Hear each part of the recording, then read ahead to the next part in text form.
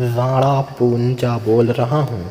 मैं वही भील जनजाति का सरदार राणा पूंजा हूँ जो महाराणा प्रताप के एक शब्द पर अपनी जान कुर्बान कर देता था।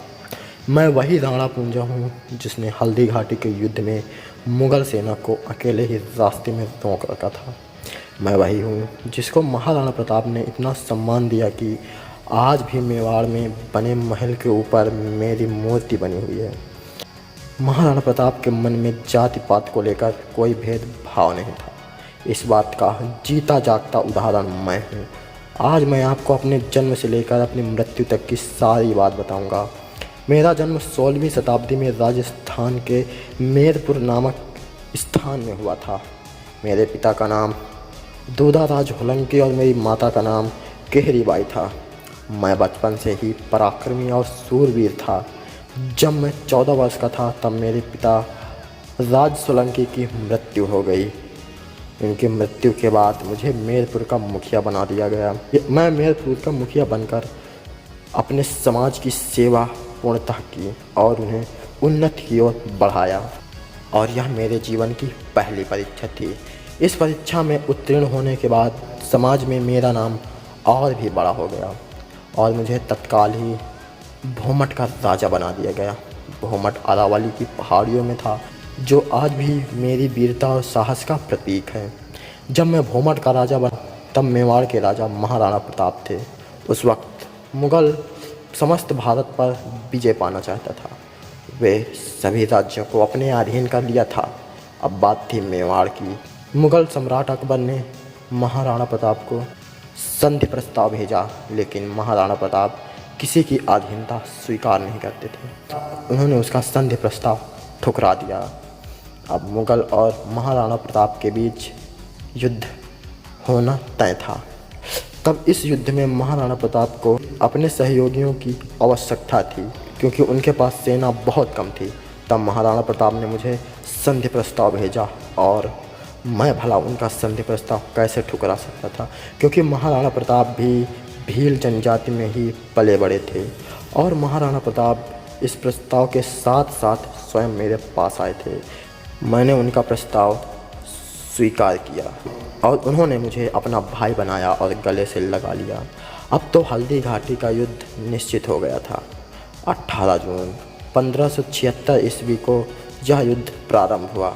इसमें महाराणा प्रताप के पास 3400 सैनिक, जिनमें से 400 सैनिक हम भील थे और उनके सेनापति मैं था। बाकी 3000 सैनिक के कई सेनापति थे, जिनमें से भीम सिंह डोडिया, रामदास राठौर, राम शाह तोमा, हाकिम खान सूरी और बिंदा झाला जैसे आदि सेनापति थे। और अकबर की तरफ से 10,000 सैनिक थे, जिनका मुख्य सेनापति मान सिंह था। मान सिंह से छोटे पद पर भी कई अन्य सेनापति थे, जिनमें से उनके नाम अशफ खां, भैलवल खां इत्यादि थे। राणा और मुगलों के बीच युद्ध आरंभ हो गया।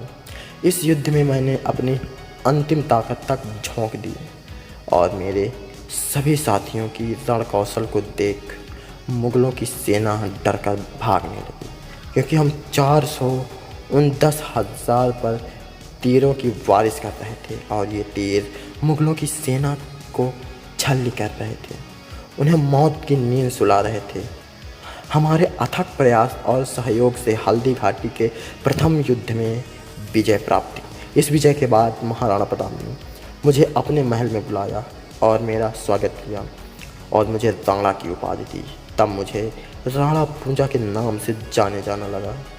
महाराणा प्रताप ने अपने पुत्र अमर सिंह के राज तिलक का भार मुझे सौंप दिया था।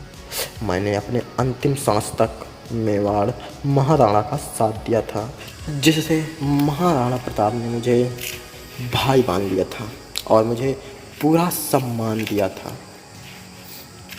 महाराणा प्रताप के वजह से ही फतेह सागर के ऊपर बनी मेरी मूर्ति इस बात की साक्षी है कि महाराणा प्रताप के मन में कोई भी भेदभाव व जाति धर्म नहीं थी। मेवाड़ के राजसी चिन्ह में एक तरफ मेरी तस्वीर बनी आती है। मेरे शौर्य और पराक्रम के कारण आज भी भीलों के मन में मैं जीवित हूँ। वे आज भी सम्मान से मेरा नाम लेते हैं।